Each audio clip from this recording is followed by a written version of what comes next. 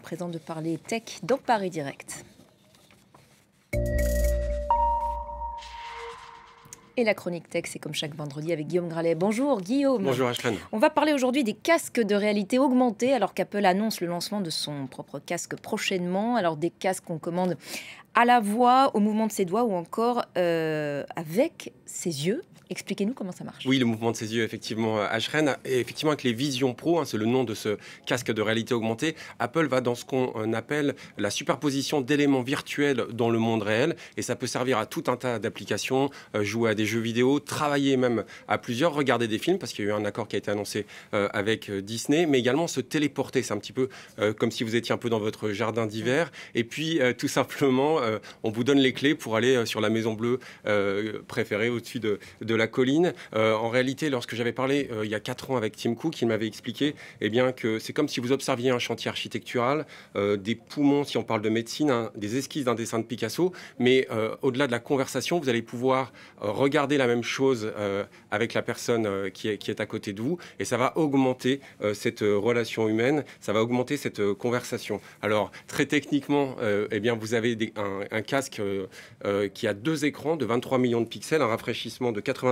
images par seconde. On entre dans ce qu'on appelle l'informatique spatiale. On a connu avec l'arrivée des ordinateurs début des années 80 une informatique traditionnelle. Ensuite est arrivé le mobile qui s'est généralisé au milieu des années 2000. Et là, c'est véritablement une informatique qui prend en compte effectivement nos mouvements, le mouvement des doigts. Vous allez pouvoir zoomer sur certains objets et également le clignement de vos yeux.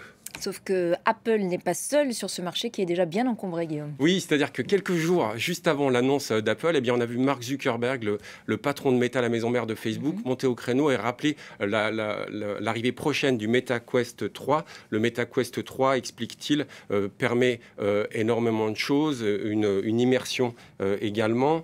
Il explique en fait, et on a vu Mark Zuckerberg même réagir à l'annonce d'Apple, peut-être un petit peu vexé. Il a expliqué qu'il n'y avait rien de véritablement nouveau dans les contraintes des lois et de la physique que ce que ses équipes, à lui, avaient déjà mis au point avec le MetaQuest. Et puis surtout, il dit notre vision philosophique est fondamentalement opposée. Nous, on a une vision sociale, c'est-à-dire qu'on veut permettre, par exemple, de faire de l'escrime à plusieurs, tandis que dans la démonstration d'Apple, on voyait une personne sur un canapé. C'est beaucoup plus statique. Donc la guerre est lancée.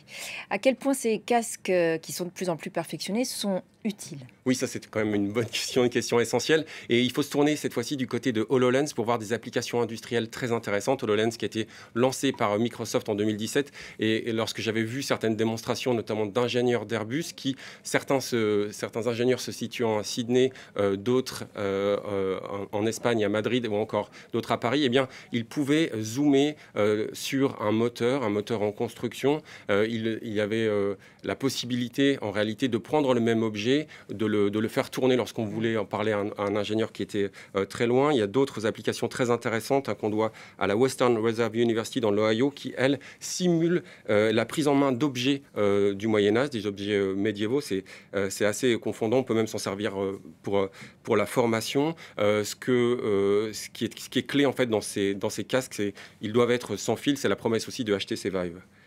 Cette immersion, Guillaume, qui est de plus en plus efficace, doit pourtant être utilisée avec précaution. Oui, on parle beaucoup en ce moment des dégâts des écrans avec notamment toutes les polémiques autour d'Instagram ou encore de TikTok. Et effectivement, lorsque vous mettez un de ces casques de réalité augmentée ou de réalité mixte, c'est un peu un objet d'immersion massive. Ça peut faire l'objet de manipulation, c'est-à-dire que vous allez avoir l'impression d'être à un endroit, de croire davantage les personnes qui s'adressent à vous. Et puis surtout, il y a des dangers de santé lorsqu'on les utilise trop longtemps. C'est notamment ce qu'explique l'Agence française de sécurité sanitaire. Elle recommande notamment au maximum d'1 heure de faire des pauses, puisqu'il peut y avoir des perturbations, un retard à l'endormissement, une perturbation du sommeil. C'est assez... comme avec tous les écrans au final. Comme avec tous les écrans, effectivement. Et on peut aussi avoir dans certains cas des vertiges, donc il faut faire très attention. Il faut le consommer avec parcimonie et précaution. Et on joue aussi sur la forme du casque pour le rendre plus confortable pour l'utilisateur. Et l'innovation à ce sujet vient, en l'occurrence, de France. Oui, je voulais faire un petit clin d'œil à une innovation dont on a relativement peu parlé. Elle nous vient de Lynx et c'est une innovation que l'on doit à Stan Larocque. En réalité, lui, il explique qu'il y a 4 sortes de casques. Il y a les connectés avec un fil, les autonomes, ceux qui sont sur la réalité augmentée ou la réalité virtuelle. Lui, il explique que son casque, il permettra de faire tout ça, mais aussi d'être à l'intérieur de chez soi, mais aussi de sortir, d'être extrêmement polyvalent. Il promet une utilisation très ouverte. C'est encore un prototype, hein, comme celui d'Apple qui ne sortira que l'année prochaine. Mais ce que je trouve très intéressant, c'est qu'il rappelle qu'il faut faire énormément de sport parce que tout simplement, lorsque on enlève ce type de casque, on s'aperçoit que la réalité est parfois bien plus jolie que la fiction. Merci beaucoup, Guillaume. Et donc, vous viendrez essayer peut-être ces nouveaux casques dans les prochains mois, dans les prochaines années sur ce plateau. Merci. C'était donc la chronique Tech 24. Restez avec nous. La suite de Paris Direct, c'est dans quelques minutes.